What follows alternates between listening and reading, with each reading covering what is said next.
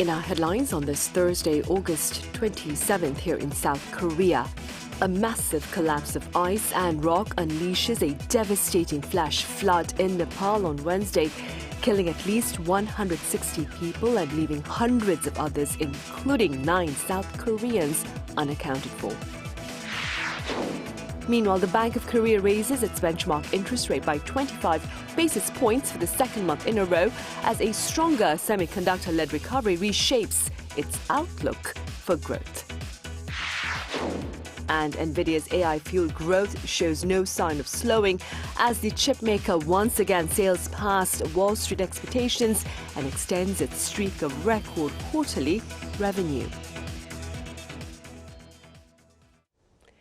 A catastrophic flash flooding believed to have been caused by the collapse of a glacier has killed at least 160 people in Nepal and left hundreds more missing. Our Kim Bo-kyung starts us off. A torrent of water swept through a village in Nepal along the Chinese border on Wednesday, after a massive surge of mud and debris came rushing down the mountainside. Entire villages have been buried under mud, while buildings and at least 19 bridges have been washed away.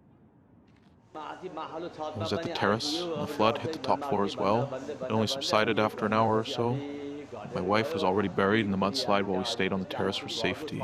After 4 or 5 hours, I was rescued by a helicopter. The landslides and massive flash flood on the Nepal-China border have left at least 160 dead and hundreds missing. Nepalese police say they had recovered 157 bodies during search operations, while China's state-run CCTV earlier reported that 3 people had died in Tibet near the border.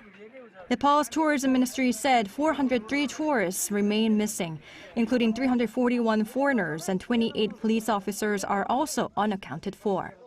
China has separately said around 550 people were missing in Tibet as of 8 a.m. Thursday, of which 260 were identified as foreign nationals. 9 South Korean nationals working for Korea Southeast Power and Tucson Air Mobility are also missing after losing contact near a local hydroelectric power plant construction site. Regarding the cause of the disaster, the U.S. Geological Survey initially announced a magnitude 4.4 earthquake as the likely cause of the landslides and flooding. But through further analysis, it said it was a magnitude 5.2 seismic event caused by a glacial collapse. Experts from the International Center for Integrated Mountain Development also said the disaster was likely triggered by a massive avalanche from a glacier in the Himalayas, which temporarily blocked the river, which then burst through the blockage and unleashed a torrent of water downstream. Kim Bo-kyung, Arirang News. Here in South Korea, President Lee Jae-myung convened an emergency meeting this afternoon as 9 South Korean nationals remain unaccounted for after the flash flooding in Nepal. As revealed in that report, the 9 people were working at a hydropower plant construction site, while another 10 South Koreans remained stranded at a temporary shelter. The president called for close coordination with the Nepalese government to ensure that necessary resources can be deployed to advance search, rescue and relief efforts, while also sharing his prayers with the people of Nepal, as he vowed that no response is excessive when it comes to saving lives.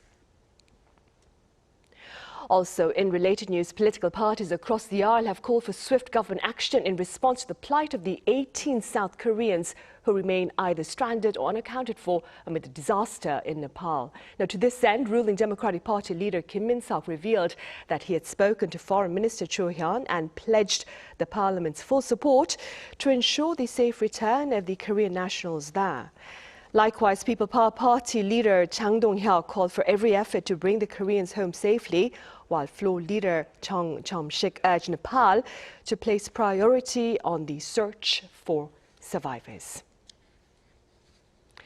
And as Nepal races to locate hundreds missing in light of Wednesday's flooding, South Korea is mounting its own emergency operation for the 9 nationals whose whereabouts remain unknown. Our Oh Seong covers this mission.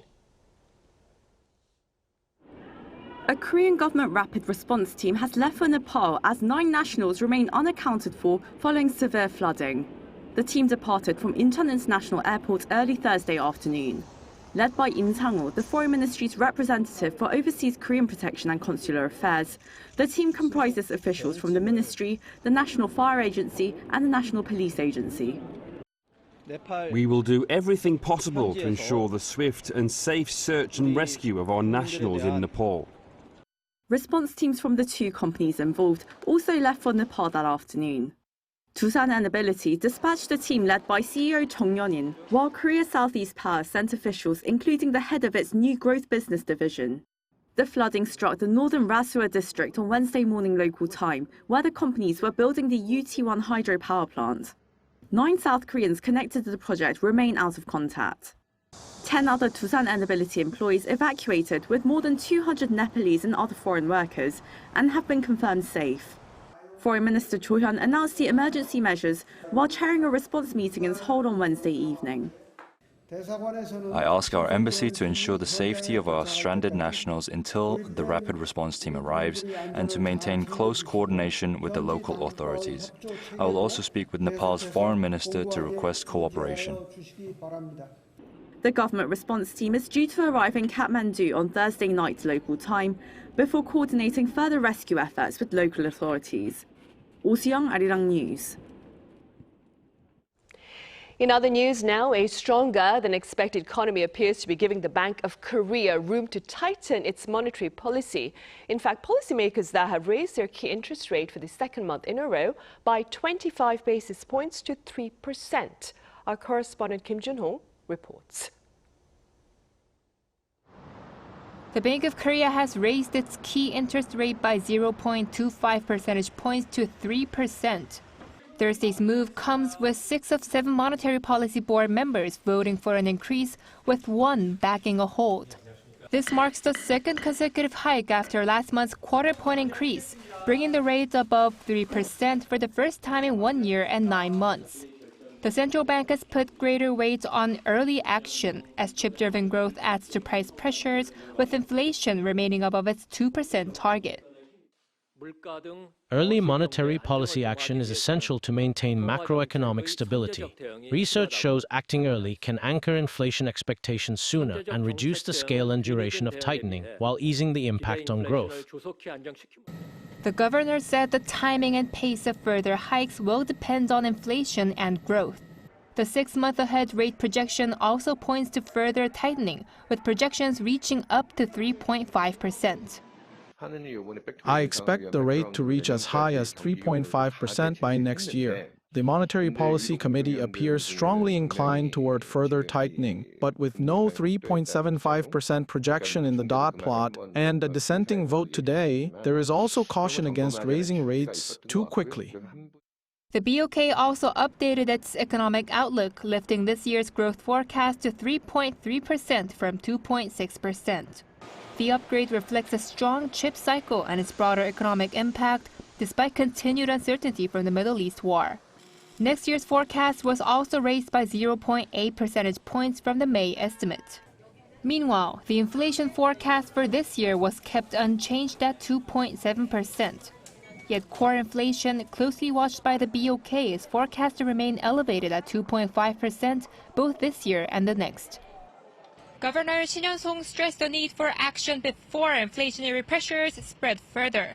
The central bank's unusual second straight hike signals a continued focus on inflation amid a 3.3% growth outlook. Kim Jun-ho, Arirang News. And the South Korean won has staged a dramatic turnaround, shedding more than 170 won against the US dollar, as a weaker greenback and a surge in dollar selling here at home pushed the exchange rate into the 1,300 won range. Our Park Jun-han has more. Just 2 to 3 months ago, market watchers were bracing for the exchange rate to breach the 1,600 won mark against the US dollar. However, the trend has reversed sharply. According to data from the Bank of Korea, the exchange rate, which touched the 1,550 to 61 level between May and July, has now dropped to the 1,381 range. During this short period, the US dollar has depreciated by 12% against the Korean currency, meaning the won has gained 13% against the greenback. A primary driver is domestic companies converting their dollars into Korean won. In July, Korean tech giant SK Hynix raised $26.5 billion through an American depository received listing. With billions of these dollars flowing into the domestic exchange market for reinvestment in Korea, it has effectively helped cool down the recent dollar price hikes. Other major exporters in the semiconductor and shipbuilding sectors are also converting their overseas holdings. Adding to this momentum are the massive shareholder return plans announced by Korea's tech titans. Samsung Electronics plans a share buyback and cancellation program worth between 90 trillion and 110 trillion won. SK Hynix is also stepping in with a 40 trillion won stock repurchase and cancellation plan. While it is unclear how much of the dollar proceeds will actually be converted into won for shareholder returns, these plans, worth a combined 150 trillion won, could further strengthen the won. Monetary policy also played a crucial role. In a rare move, the Bank of Korea has raised the country's benchmark interest rate for a second consecutive month, from 2.75% to 3%, taking preemptive action to contain inflation. The widened yield gap between Korea and the U.S. has now narrowed to 0.75 percentage points, effectively making the Korean won stronger than it was a few months before.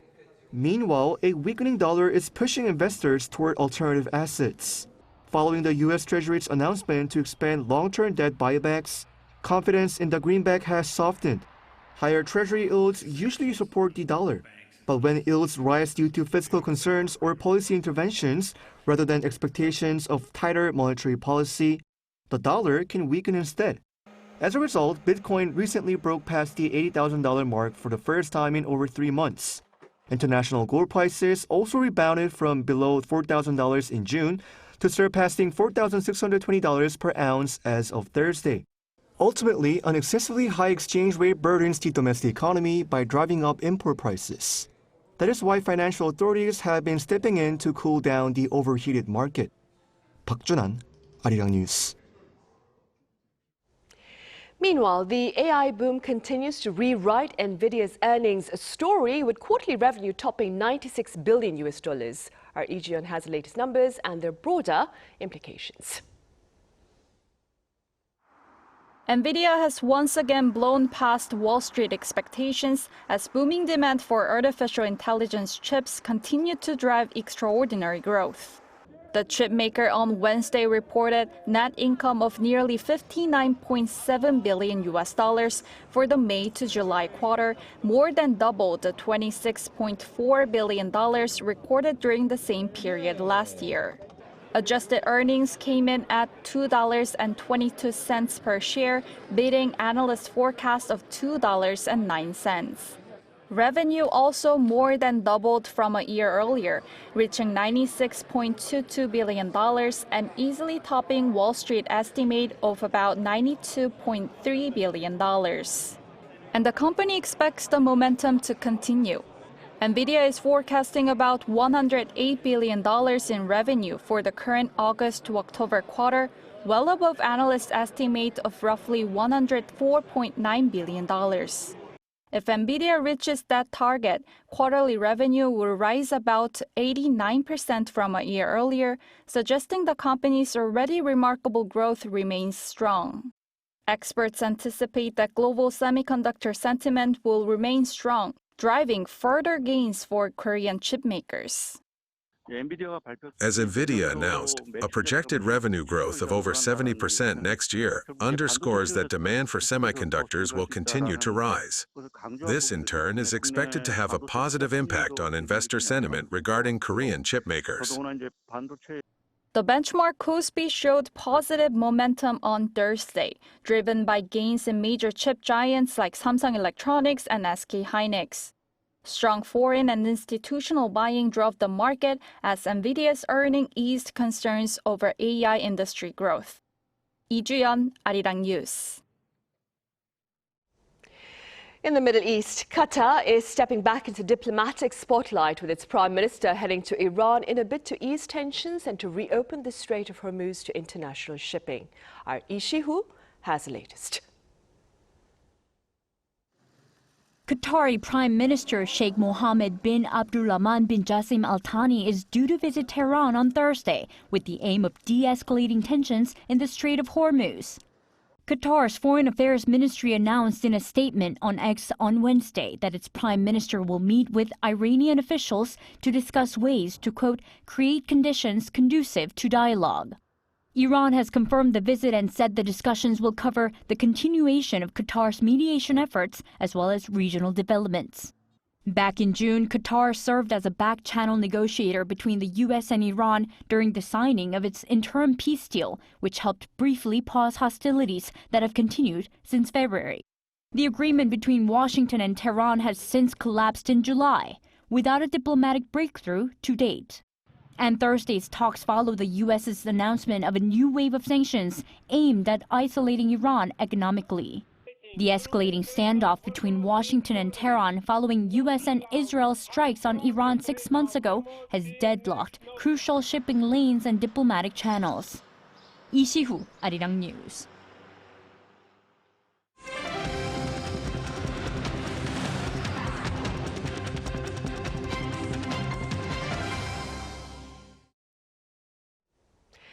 As international order undergoes a major realignment, experts are gathered here in Seoul to explore a new path toward peaceful coexistence on the Korean peninsula. Our Unification Ministry correspondent Kim Do-yeon reports. South Korea's Unification Minister Chung Dong-young says a major transition in inter-Korean relations is underway, offering a chance to break years of deadlock as U.S. President Donald Trump reaches out to North Korean leader Kim Jong-un. Another great transition is beginning. I interpret this as an opening window of opportunity, not a crisis. We must constantly move to seize and create this golden opportunity for peace. The remarks came on Thursday while opening the ministry's largest annual event, the Global Korea Forum, held under the theme A New Paradigm for Peaceful Coexistence on the Korean Peninsula amid a transforming international order. In a speech read on his behalf at the event, President Lee Jae-myung reinforced this vision, stating that South Korea is a direct party and pacemaker for peace on the Korean Peninsula. He pledged unwavering efforts to support trust building and resume dialogue between Washington and Pyongyang. This suggests Seoul intends to seek an active role in facilitating talks between the two leaders following Trump's outreach. Chung also reiterated that the government will push to expand those discussions into four-party talks involving Beijing. At the forum, Pulitzer Prize-winning author of Guns, Germs, and Steel, Jared Diamond, delivered a keynote address. He touched on the cases of West and East Germany as well as Russia and Finland, stating peace on the Korean Peninsula is in the world's interest. Your relations are the business of any country geographically near Korea.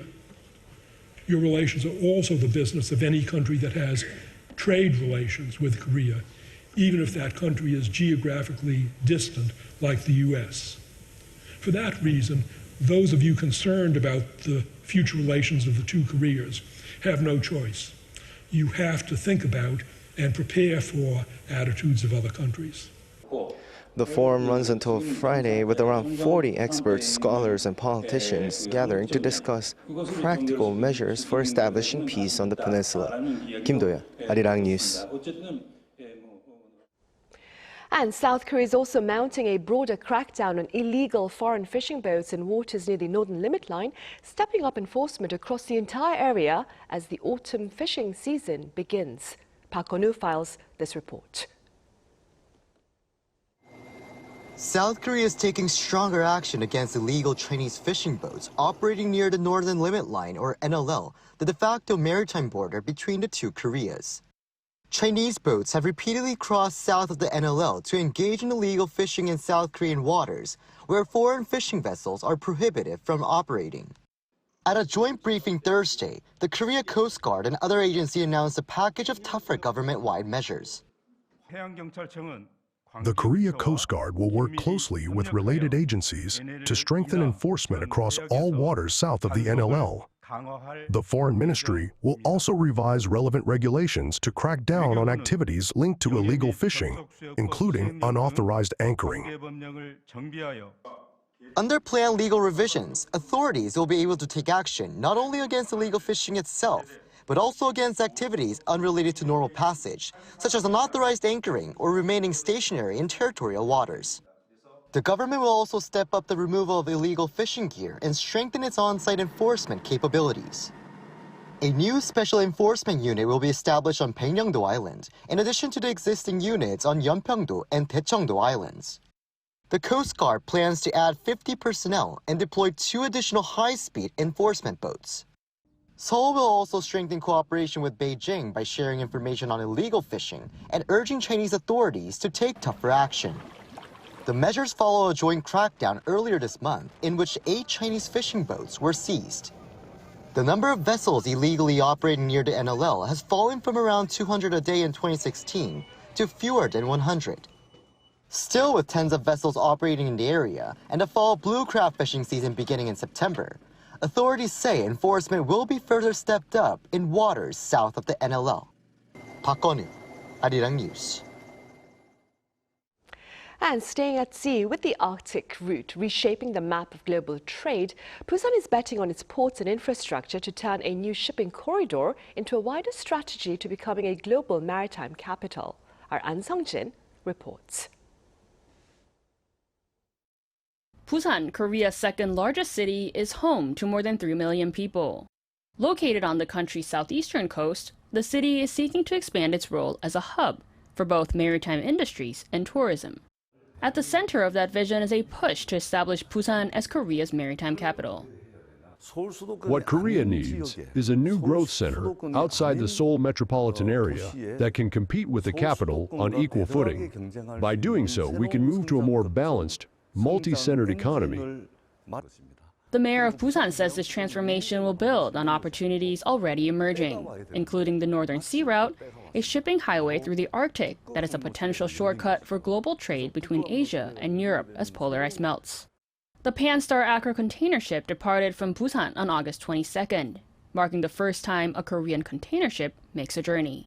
The round trip is expected to take about 40 to 45 days. 그럼 이제 말씀하신 대로 사실 이번에 그 시범운항으로 출발한 아크로호를 언급 안 할 수가 없을 것 같은데 이제 앞으로 그걸 이제 시범운항한 걸 토대로 좀 어떤 계획이라던가 구체적인 좀 준비 단계를 밟고 계신가요?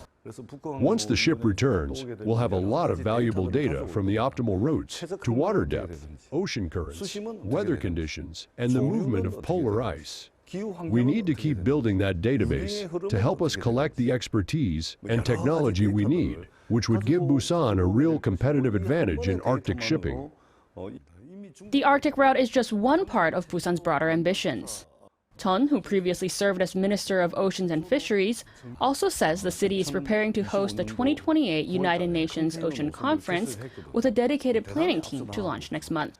Beyond shipping and ports, Busan's beachside district of Haeundae has been designated as Korea's first global tourism special zone, and the city looks to build on that momentum. We look to significantly expand the tourism budget for next year to invest more heavily in tourism infrastructure, content, and experiences so tourists have even more reasons to come back.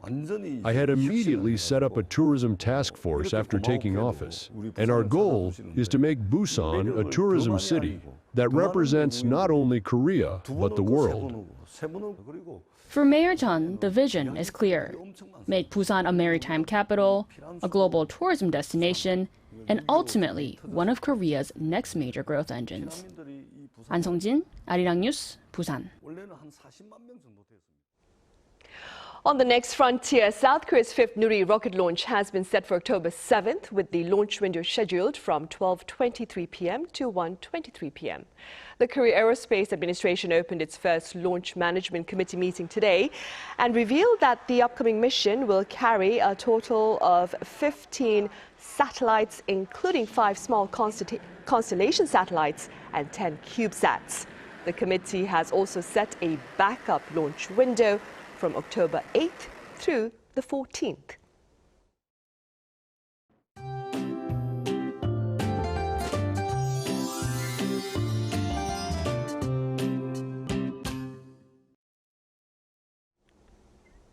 August is already winding down, but the heat shows no signs of letting up day or night. Heatwave advisories are in place across most of the country, except for some northern inland areas and the mountainous regions. With the atmosphere remaining unstable today and tomorrow, some areas could see passing showers. Today, rain will fall across parts of the southern regions with up to 60 millimeters. Tomorrow, the rain will spread farther north and east, reaching the east coast of Gangwon-do and Chungcheong-do provinces, as well as the southern regions. So be sure to keep an umbrella handy if you're heading out. Tomorrow, Seoul will start the day at 25 degrees Celsius, Chuncheon 23 and Daegu 24 degrees. Then by the afternoon, Seoul will get up to 30 degrees, Daegu will be at 28 degrees, and Gwangju will soar to 31 degrees. By Saturday, rain will spread across most parts of the country. Now here's a look at the weather around the world.